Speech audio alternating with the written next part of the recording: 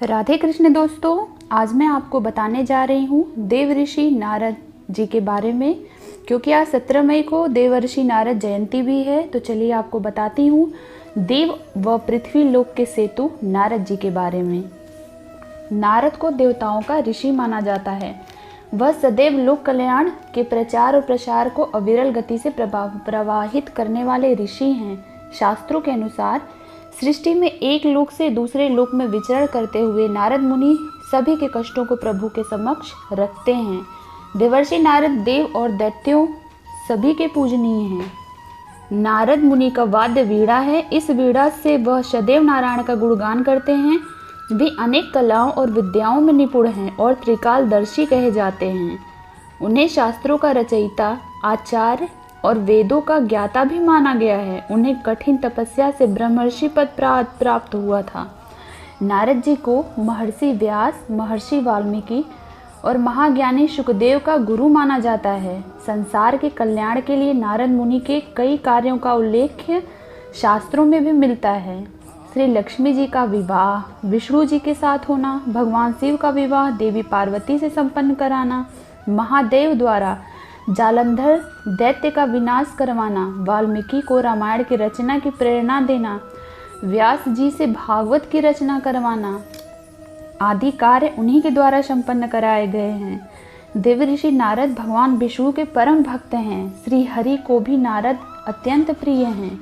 नारद अपने आराध्य विष्णु के भक्तों की मदद भी करते हैं। मान्यता है कि नारद ने ही प्रहलाद, अम्बरीश और ध्रुव जैसे भक्तों को उपदेश देकर भक्ति मार्ग में प्रवृत्त किया। यह भी माना जाता है कि राजा प्रजापति दक्ष ने नारद जी को श्राप दिया था कि वह 2 क्षण से ज़्यादा कहीं रुक नहीं पाएंगे। यही वजह है कि नारद अक्सर यात्रा करते रहते थे। ब्रह्मा के पुत्र होने से पहले नारद मुनि एक गंधर्व थे।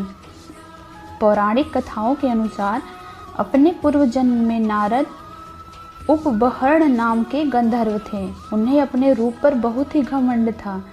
एक बार स्वर्ग में अप्सराएं और गंधर्व गीत और नृत्य से ब्रह्मा जी की उपासना कर रहे थे। तब उपबहर्ण स्त्रियों के साथ वहां आए। वहां उनके व्यवहार से उपासना कार्य में बाधा पड़ी। यह देख ब्रह्मा जी अत्यंत क्रोधित हुए और उस गंधर्व को श्राप दे दिया कि वह मनुष्य योनि में जन्म लेगा। बाद में उस गंधर्व का जन्म एक दासी के पुत्र रूप में हुआ। माता व पुत्र दोनों सच्चे मन से साधु संतों की सेवा करते। 5 वर्ष की आयु में उनकी माता की मृत्यु हो गई। माता की मृत्यु के बाद नारद ने अपना समस्त जीवन ईश्वर की भक्ति में लगाने का संकल्प लिया। कहते हैं कि एक दिन वह एक वृक्ष के नीचे ध्यान में बैठे थे। तभी अचानक उन्हें भगवान की झलक दिखाई पड़ी।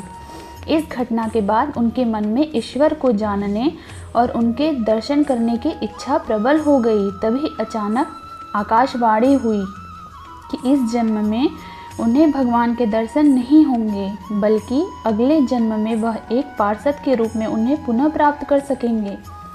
समय आने पर बालक नारद ब्रह्मा जी के मानस पुत्र के रूप में अवतीर्ण हुए। देवर्षि नारद के सभी उपदेशों का निचोड़ है सर्वदा सर्वभावेन निश्चिंतिते भगवानेव भजनीय। अर्थात सर्वदा सर्वभाव से निश्चिंत होकर केवल भगवान का ही भजन करना चाहिए। तो दोस्तों, कैसी लगी आपको मेरी ये वीडियो ज़रूर बताइएगा।